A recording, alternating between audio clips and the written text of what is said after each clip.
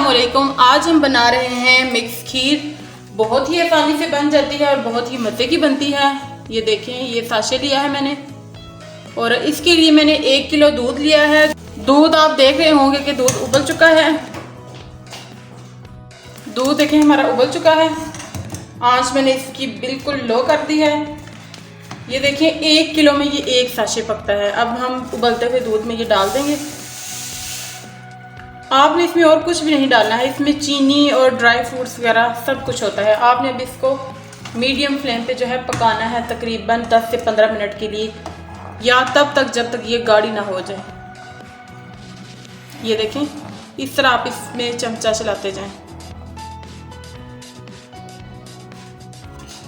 ये देखें खीर हमारी जो है वो गाढ़ी होना शुरू हो गई है। ये देखें खुशबू भी बहुत अच्छी आ रही है।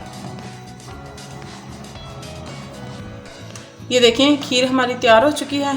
ये देखें गाढ़ी हो चुकी है। बस इसी तरह ही हमने इसको रखना है। अब हम इसको सर्विंग बाउल में निकाल लेंगे।